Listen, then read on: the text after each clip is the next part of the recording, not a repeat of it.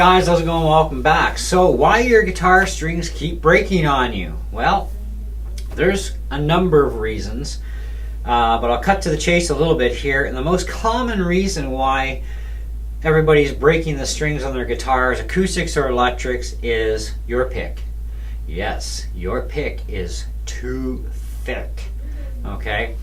I myself, when I started playing guitar, started with a 0.73 millimeter pick, which is a pretty damn stiff pick.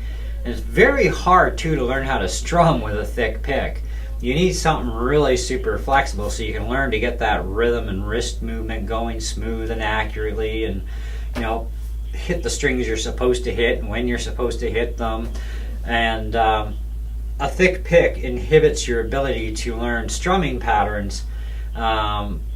It takes a long time, and that was one of the problems I had for a long time. I struggled with, except for playing like hard rock and heavy metal, because it's more like down shots than anything.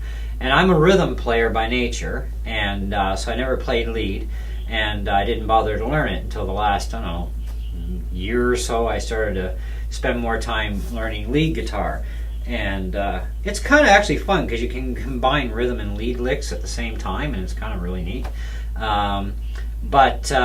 Anyway, so I struggled like everybody else. It's like, why are my strings breaking? Why are my strings breaking? Like, this is driving me nuts. And for years I also used to tune by ear. I never used a tuner for a long time. And then of course I got onto a tuner, and well, that helped a lot because my guitar turned out it was a much better tune. Because I would get it fairly accurate doing it by ear. And I think tuning by ear is a skill that a lot of people can do. It takes a lot of time and patience, and you really do have to have a properly tuned guitar in order to be able to program those sounds into your brain. Okay, and then this way you should be able to do it by ear on the fly if necessary. But you're still going to be plus or minus a couple cents, but you should be on enough that you'll be fine. Electric guitars seem to be a lot more critical for tuning than an acoustic. An acoustic, much easier to tune by ear than electric.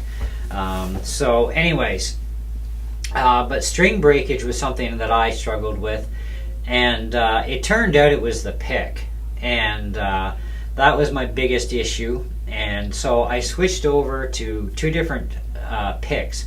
One's a 0.38 millimeter Jim Dunlop nylon pick. The other one's same brand nylon pick is a 0.46 millimeter. Now you can use any 0.46 or any 0.38 mil that's a nylon pick. And I would recommend the nylon because it's a lot more longer lasting, durable, and better flexibility at that thickness than the plastic ones or the tortoise shell ones. So it's a lot more forgiving. Okay. Now, if you're a beginner learning how to strum, then I say go to the 0.38 mil, and you will be able to strum a guitar really easy, and you'll be able to learn strumming patterns very easily.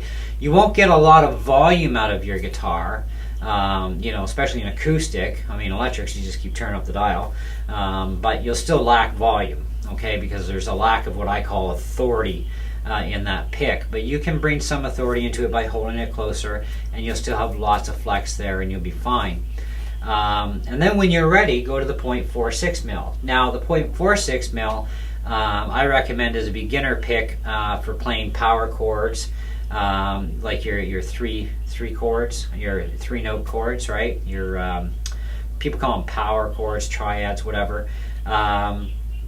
Playing down shots, right? Like bow bow, like down down down down down type of stuff, right? That the 0.46 mil pick works beautiful with. The 0.38 not so good. But then the 4.6 still offers a lot of flexibility even for strumming. Going any thicker than a 0.46, especially at the beginning stages, is going to drive you mental with trying to learn how to strum. Okay, and the harder plastic picks, they actually tend to snap easy. I've snapped and shredded so many plastic picks, it's ridiculous. I have yet to slice a nylon pick, although I'm sure I could pull it off eventually. Now, also when you're looking at string breakage, look at, especially on electric guitars, your saddles are always metal, right? They have to be. It's just the way it goes. But if you have any kind of defect whatsoever in one of your saddles, that can actually cause your strings to break and not be a pick issue, okay? Or it could be still a pick issue, but pick and saddle issue. If you have a metal nut, you are definitely going to break strings on any guitar with a metal nut. Still, you will not cure your problem even with a thinner pick. If you have a metal nut, you are technically yanked, okay? Now, a metal nut would be kind of useful for changing the tone of an acoustic guitar, but not so much for an electric, because electrics, they're a different beast altogether when it comes to where the tone actually comes from. In all guitars, though, a lot of your tone does come from your own fingers, but also your string choice of brand and type and gauge and so on. Just going from 9s to 10s, for example, on an electric guitar, your tone definitely changes. It actually it deadens out more, but it also causes restrictiveness and string bending. You can bend 9s better than you can bend 10s. You'll have less pain in 9s than you will 10s, especially if you're a beginner. With acoustics, I mean, you're always stuck with 12s. For the most part, a lot of companies are starting to put actually 11s on acoustics, on the higher end stuff. 11s are actually quite nice to play on. I like them. So I got one guitar that may stay with 11s on it, and one particular brand, because I love the way those strings react with my guitar. And they're way better than even the stock 12 gauge strings. And they last like long time. And another thing, yes, that causes string breakage is rusty strings. You know, people don't care for their strings. I'm no better. I definitely don't clean my strings, okay?